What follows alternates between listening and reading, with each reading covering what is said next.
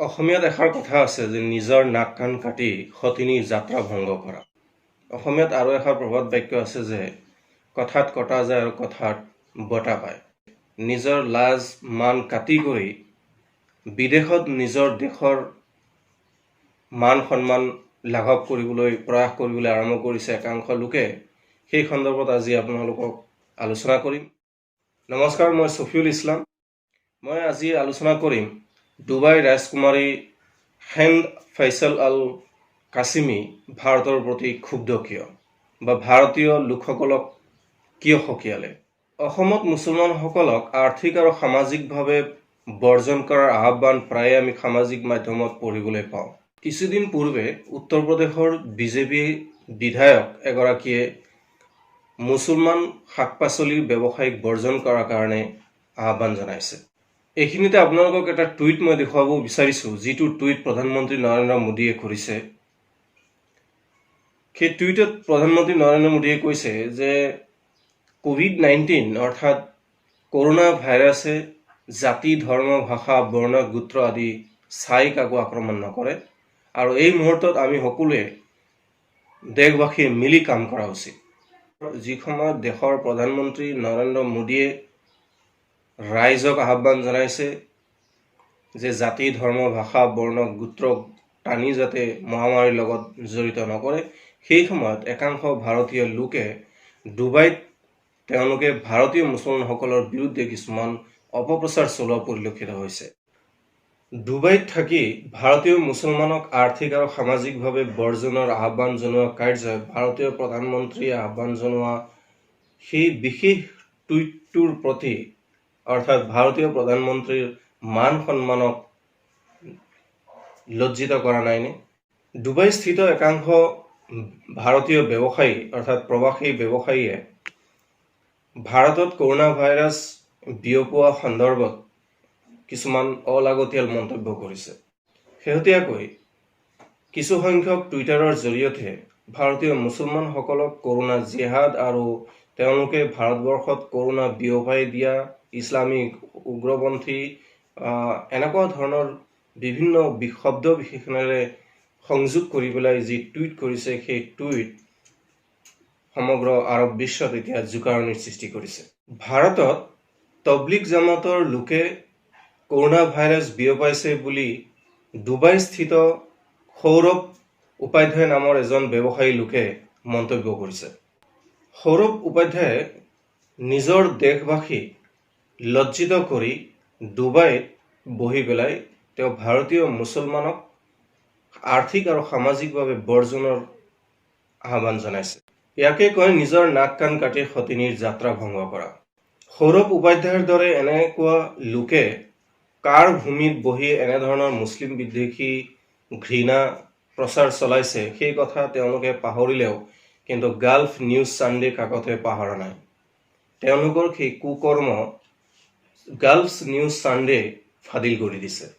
Gulf news Sunday কাকতত প্ৰকাশিত এক বাতৰিয়ে ডুবাইৰ ৰাজকুমাৰী হেন্দ আল কাছিমি ক্ষুব্ধ কৰি তুলিছে। হেন্দ আল কাছিমি অকল ডুবাইৰ ৰাজকুমাৰী নহয়, তেওঁ এগৰাকী বিশাল ব্যৱসায়িক সাম্ৰাজ্যৰ মালিক, এগৰাকী ফেশ্বন ডিজাইনাৰ আৰু এখন বাতৰি কাকতৰ তেওঁ সম্পাদক। সেই বাতৰিয়ে অকল হেন্দ আল কাছিমিক ক্ষুব্ধ কৰি তোলাই নহয়, হেন্দ আল কাছিমি সেই বাতৰিটো সমগ্ৰ আৰৱ বিশ্বক টুইট কৰি অৱগত কৰাৰ লগতে ভাৰতৰ প্ৰধানমন্ত্ৰীক অৱগত কৰিছে আৰু ভাৰতীয় যি দূতাবাস আছে সেই দূতাবাসতো তেওঁ অৱগত কৰিছে। অকল ভাৰতীয় দূতাবাসক অৱগত কৰাই নহয়, ডুবাইৰ ভূমিত বহি যিসকলে মুছলিম বিৰোধী বক্তব্য ৰাখিছে সেইসকলক সকীয়নি দি পেলাই কৈছে যে ডুবাইৰ ভূমিত বহি কোনো মানুহক ঘৃণা আৰু বিদ্বেষ বিয়পাৰ কাৰণে সুযোগ দিয়া নহ'ব। হেন্দ আল কাছিমি এক টুইট যোগে কয়, শাসনাধীষ্ঠ ৰাজপৰিয়াল ভাৰতীয়ৰ বন্ধু, কিন্তু এটা ৰাজপৰিয়াল হিচাপে আপোনালোকৰ অশিষ্টতা আদৰণীয় নহয় বুলি তেওঁ মন্তব্য কৰিছে। তেওঁ আৰু কৈছে যে আপোনালোকে ডুবাইৰ ভূমিত বসবাস কৰি আপোনালোকে নিজৰ ব্ৰেড এণ্ড বাটাৰ ইনকাম কৰে আৰু আপোনালোকে মুছলিমসকলৰ বিৰুদ্ধে আপোনালোকে এনেধৰণৰ প্ৰচাৰ চলায়। টুইটটোত তেওঁ উল্লেখ কৰি কৈছে যে এনে ঘৃণা আৰু বিদ্ৰোহ কেতিয়াও সংযুক্ত আৰব এমিৰেটছে সহ্য নকৰে আৰু তাৰ বিৰুদ্ধে কঠোৰ ব্যৱস্থা গ্ৰহণ কৰা হ'ব। সংযুক্ত আৰব এমিৰেটছত এনেধৰণৰ ঘৃণা আৰু বিদ্বেষ ভাৱ বিয়পোৱা লোকৰ কোনো স্থান নাই আৰু তেওঁলোকক এক বৃহৎ পৰিমাণৰ জৰিমনা বিহা হ'ব। আৰু ইতিমধ্যে কিছুদিন পূৰ্বে অৰ্থাৎ 18 এপ্ৰিলত এগৰাকী কেৰেলিয়ান লোকক তেওঁৰ যি অপৰাধ কৰিছিল সেই অপৰাধৰ কাৰণে তেওঁক মাফ কৰি দিয়া হৈছে। তেওঁৰ টুইটটোত আৰু স্পষ্টভাৱে উল্লেখ কৰিছে, যদি আপোনালোকে ডুবাইৰ ভূমিত বহি এনেধৰণৰ মন্তব্য কৰে তেনেহ'লে আপোনালোকক আমি ডুবাইৰ ভূমিৰ পৰা খেদি পঠিয়াবলৈ বাধ্য হ'ম। পৰৱৰ্তী সময়ত তেওঁ কৰা টুইটবিলাকত তেওঁ আৰু উল্লেখ কৰিছে যে ভাৰতীয়সকলে ডুবাইত তেওঁলোকে কৰা কামৰ বিনিময়ত উপযুক্ত মাননি দিয়া হয়, কোনেও বিনা পইচাত ইয়াত কাম কৰিবলৈ নাহে।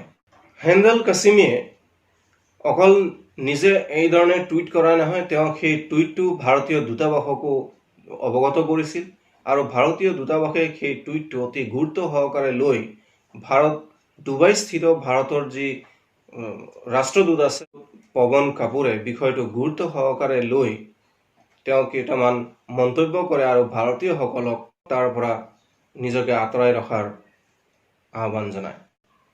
ডুবাইস্থিত ভাৰতীয় ৰাষ্ট্ৰদূত পৱন কাপুৰে কয় যে ভাৰত আৰু সংযুক্ত আৰব এমিৰেটছ বৰ্ণ বৈষম্যবিহীন মূল্যবোধৰ ওপৰত বিশ্বাসী আৰু দুয়োখন বন্ধু ৰাষ্ট্ৰ। এনে ক্ষেত্ৰত বৰ্ণ বিদ্বেষী আৰু বৰ্ণ বৈষম্য ভাৰতীয় নৈতিক প্ৰমূল্যবোধৰ বিৰোধী। পৱন কাপুৰে কয় যে সংযুক্ত আৰব এমিৰেটছত থকা সকলো ভাৰতীয় এই কথাটো জনা আৰু বুজা উচিত। অকল ভাৰতীয় ৰাষ্ট্ৰদূত পৱন কাপুৰে এনেধৰণৰ মন্তব্য কৰিছে সেয়া নহয়, কাটাৰত বসবাস কৰা ভাৰতীয় দূতাবাসৰ ফালৰ পৰাও অনুৰূপ ধৰণৰ মন্তব্য আহিছে। বাহৰেইনে তীব্ৰ আপত্তি দৰ্শাইছে। আনকি অৰ্গেনাইজেশ্যন অফ ইছলামিক কাণ্ট্ৰিজ যি OIC বুলি যি এক ডাঙৰ ৰাষ্ট্ৰসংঘৰ দৰে সংগঠন আছে মুছলমানসকলৰ, সেই সংগঠনেও তীব্ৰ প্ৰতিবাদ জনাইছে। এইখিনিতে উল্লেখ কৰিব পাৰি যে যোৱা 18 এপ্ৰিলত ডুবাইস্থিত এক বিশাল ব্যৱসায়িক সাম্ৰাজ্যৰ অধিকাৰী সোহান ৰয়, যিগৰাকী চিত্ৰ নিৰ্মাতা বুলি বহুতে জানে, তেওঁ এনেধৰণৰ বৰ্ণ বিদ্বেষী মন্তব্য কৰাৰ কাৰণে তেওঁক জৰিমনা বিহা হৈছিল আৰু তেওঁক মাফ কৰি দিয়া হৈছে। তেওঁক মাফ কৰি দিয়া হৈছে এটা চৰ্তত যে তেওঁ ৰাজহুৱাকৈ এনে মন্তব্য কৰাৰ কাৰণে ক্ষমা বিচাৰিছিল। আৰব বিশ্বত বহি ইছলাম ভীতি প্ৰদৰ্শনৰ বলি হোৱা এই লোকসকলৰ ভিতৰত আৰু কেইজনমানৰ নাম বিশেষভাৱে উল্লেখ কৰিব পাৰি। ৰাকেশ বি কিট্টুৰ মঠ, বালাকৃষ্ণ আৰু মিতেশ উদেশী নামৰ এনেকুৱা কেইগৰাকীমান লোকেও ইছলাম ধৰ্মাৱলম্বী লোকসকলৰ বিৰুদ্ধে ডুবাইত বহি পেলাই বিভিন্ন ধৰণৰ মন্তব্য কৰিছিল, যিসকলক ইতিমধ্যে সকিয়নি দিয়া হৈছে। ডুবাইস্থিত সমীৰ ভাণ্ডাৰী আৰু জনপ্ৰিয় চেফ ত্ৰিলোক সিঙে এনেধৰণে মুছলমানৰ বিৰুদ্ধে মন্তব্য কৰাৰ কাৰণে তীব্ৰ আপত্তি দৰ্শোৱাৰ পিছত তেওঁলোকে সেই পোষ্টসমূহ ডিলিট কৰি দিবলৈ বাধ্য হয়। সেইসকল মহান জ্ঞানী লোকসকলক মই এতিয়া এটা প্ৰশ্ন কৰিব বিচাৰিছোঁ, আপোনালোকে যদি ইমান ভাল ভাল মন্তব্য কৰে তেনেহ'লে সেই মন্তব্যবিলাক আকৌ ডিলিট কিয় কৰি দিয়ে? আপোনালোকে সেই দেশৰ ইছলামী আইন মতে আপোনালোকে তাৰ ফেচ কিয় নকৰে, সেয়া মুখামুখি কিয় নহয়? নাইবা এনেকুৱা হ'ব পাৰে নেকি যে আপোনালোকে আপোনালোকৰ দলৰ যি নেতা আছে, দেশৰ প্ৰধানমন্ত্ৰী নৰেন্দ্ৰ মোদী ডাঙৰীয়াৰ সেই মন্তব্য, সেই আহ্বানক আপোনালোকে আওকাণ কৰে নাইবা অৱজ্ঞা কৰে? যদি এনেকুৱাই কৰে তেনেহ'লে আপোনালোকে এই দেশৰ মান সন্মান আপোনালোকে বিদেশত ভুলুণ্ঠিত কৰা নাইনে? উল্লেখ্য যে অকল ডুবাইত প্ৰায় 34 লাখ ভাৰতীয় লোকে কাম কৰে আৰু তেওঁলোকে বিভিন্ন ব্যৱসায় সংক্ৰান্তীয় কাম কাজত তেওঁলোক জড়িত হৈ আছে।